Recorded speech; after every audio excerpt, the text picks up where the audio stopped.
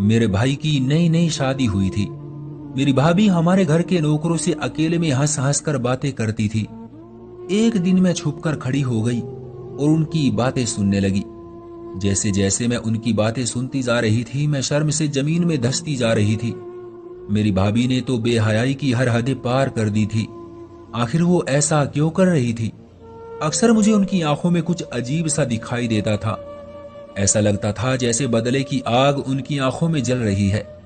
मगर मेरे भाई ने ऐसा क्या किया था जो भाभी उनकी इज्जत की अर्थी निकालने पर तुली हुई थी? मैंने सोच लिया था, इससे पहले कि भाभी हमारे साथ कुछ गलत करे, मैं उनका सच सबके सामने लाकर रहूंगी। आज फिर जो मेरी आंखों ने देखा था वो मैं बता नहीं सकती। हर बार इत्तेफाक नहीं हो सकता था। हर बार मेरी आंखें धोखा नहीं खा सकती। मैं बच्ची भी नहीं थी। सब अच्छे से समझती थी कि भाभी क्या गुल खिलाने जा रही है। अब मेरा शक यकीन में बदल गया था। मुझे महसूस हुआ और मैंने सोच लिया, आज मैं भाभी का पीछा करूंगी और ये राज जानकर रहूंगी कि भाभी मेरे मासूम से भाई के साथ ये कैसा गेम खेल रही थी। अक्सर सुनने में आता था गरीब घर की लड़की ने किसी अमीर लड़के को फंसाकर उससे शादी कर ली। मुझे लग रहा था मेरे भाई के साथ भी बिल्कुल ऐसा ही हुआ है। ये लड़की पूजा जितनी मासूम दिखती थी, इतनी मासूम थी नहीं, बल्कि चालाक लड़की थी।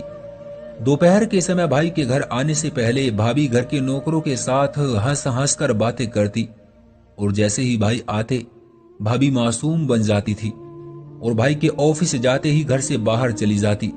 आज फिर भाभी सज धज कर बाहर जाने लगी, लेकिन मैं आज भाभी का पीछा नहीं कर सकी। मैंने इस बात को कल पर टाल दिया क्योंकि आज मेरी तबीयत सही नहीं थी। मेरा पैर बहुत दर्द कर रहा था। जब दूसरे दिन भाभी नौकरों से बात कर रही थी तो मैं छुपकर खड़ी हो गई और उनकी बातें सुनने लगी। जैसे जैसे मैं उनकी बातें सुनते जा रही थी, मैं शर्म से जमीन में धंसती जा रही थी। मेरी भाभी ने तो बेहयाई की हर हद पार कर दी थी। तुम परेशान मत हो, मैं कोई गैर थोड़ी हूं जो तुम मुझसे पैसे लेते हुए हिचकिचा रहे हो। हम दोनों एक जैसे ही तो हैं। और भी बहुत कुछ बोलती जा रही थी। मुझे गुस्सा आया। मेरे भाई की मेहनत की कमाई वो ऐसे नौकरों पर लुटा रही थी। आखिर वो ऐसा क्यों कर रही थी? मैंने कभी उनको मुस्कुराते नहीं देखा। वो हमेशा दुखी सी रहती थी।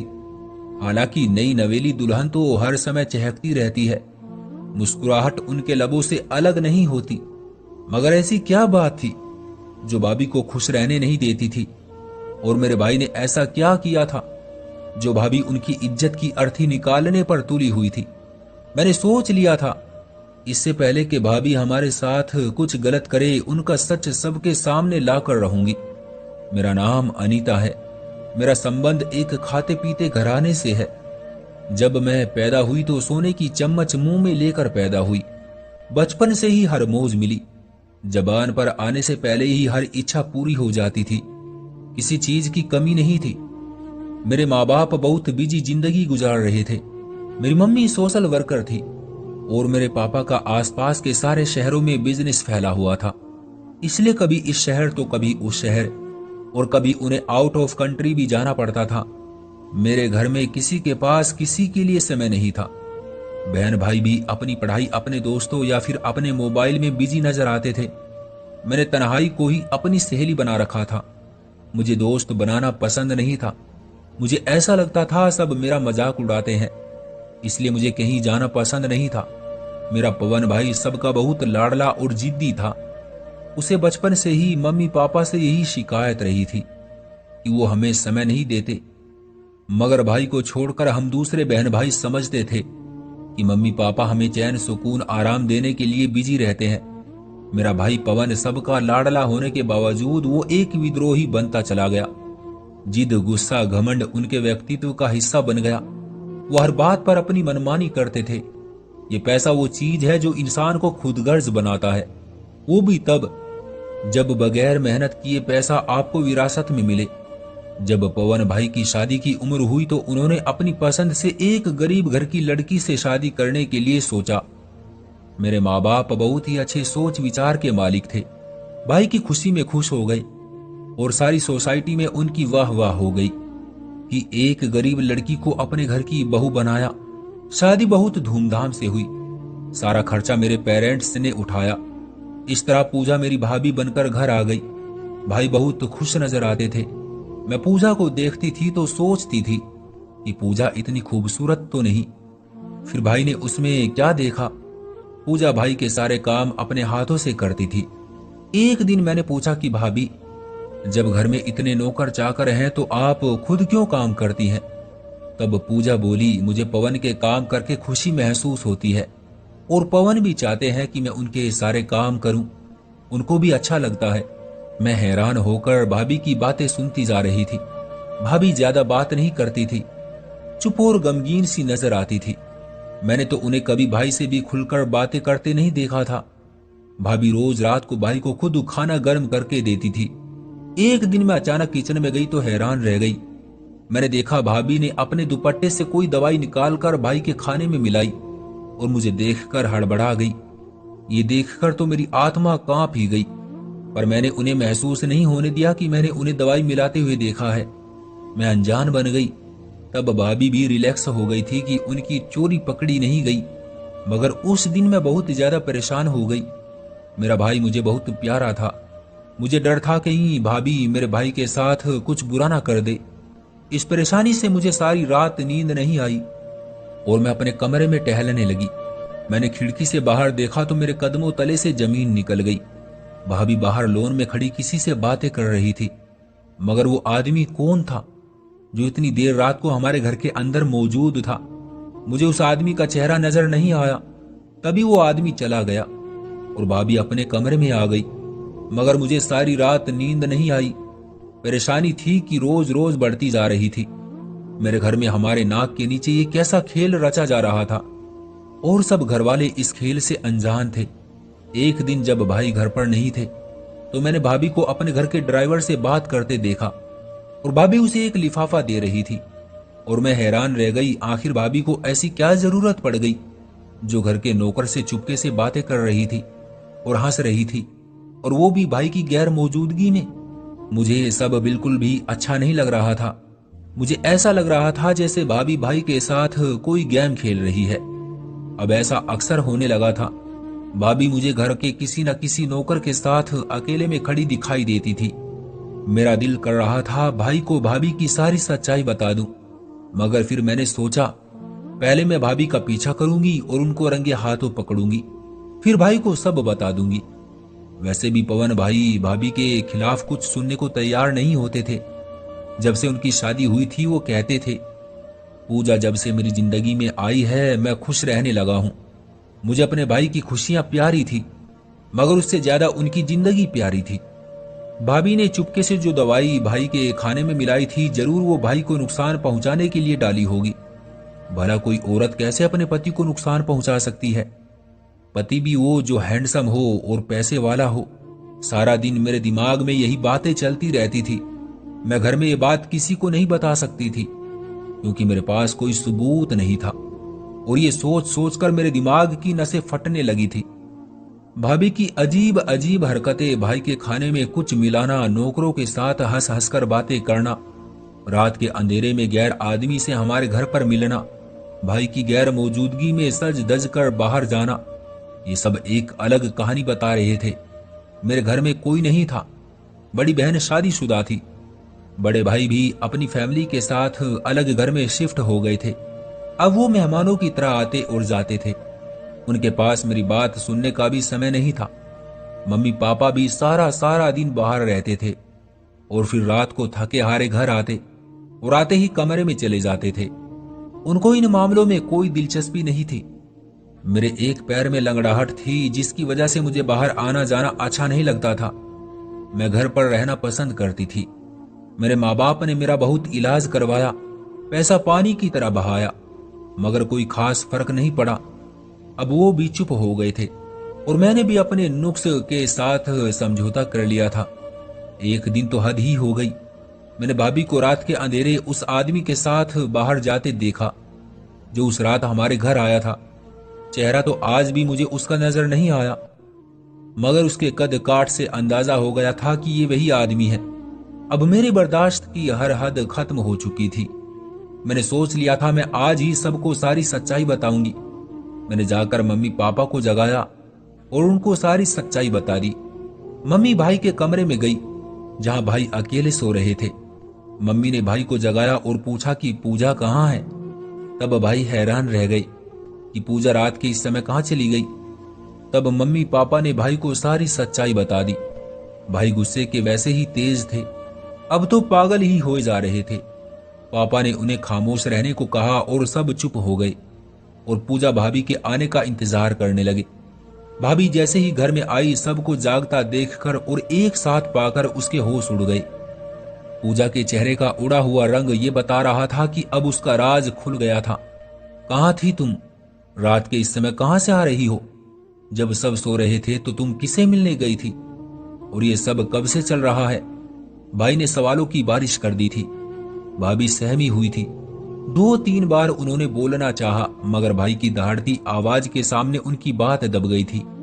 भाई का बस नहीं चल रहा था कि पूजा पर हाथ उठाए, क्योंकि मम्मी पापा भाई को बार बार ऐसा करने से रोक रहे थे। बहू, अब जब आधा सच सामने आ ही गया है तो पूरा सच बताओ हमें कि ऐसा क्यों किया तुमने? क्यों पवन जैसे पति को छोड़कर तुम्हें बाहर जाने की जरूरत पड़ी? तब पूजा ने अपनी कहानी सुनाई। मेरा संबंध एक गरीब घराने से था, मगर मैं इसमें भी खुश थी। मुझे अपने घर वालों से बहुत मोहब्बत थी। जैसे तैसे हम गुजारा कर लेते थे। मेरे दोनों भाई दुकान पर काम करते थे। मम्मी कपड़े सिलाई करती थी और मैंने इंटर किया तो करीबी प्राइवेट स्कूल में जॉब के लिए अप्लाई किया। मेरा पढ़ाई का रिकॉर्ड बहुत अच्छा था। मुझे फौरन ही जॉब मिल गई थी और मैं बहुत खुश थी। जब मुझे पहली सैलरी मिली तो मेरी खुशी का कोई ठिकाना नहीं रहा था, क्योंकि सैलरी के ये कुछ पैसे हमारे लिए बहुत थे। मैं अपनी धुन में जा रही थी जब एक गाड़ी से मेरी टक्कर होते होते रह गई। गाड़ी के मालिक ने गाड़ी रोकी और मुझे डांट कर चला गया। वो अपनी गाड़ी और कपड़ों से बहुत बड़ा अमीर लग रहा था, मगर मुझे उससे कोई मतलब नहीं था। शायद उसे मेरी यही मासूमियत भा गई। मैं घर चली आई। अब मैं जब भी स्कूल से वापस आती, मुझे वो गाड़ी वहीं खड़ी मिलती जहां पहली बार मिली थी। मैं हर बार उसे नजरअंदाज करके चली जाती थी। एक दिन उस अमीर लड़के ने गाड़ी से उतरकर मेरा रास्ता रोका और मुझे अपने साथ रहने की ऑफर की, जिसे मैंने गुस्से से मना कर दिया। मेरा पीछा करते करते वो आदमी मेरे घर तक भी पहुंच गया था। मैं परेशान रहने लगी थी, क्योंकि मेरी मंगनी हो चुकी थी।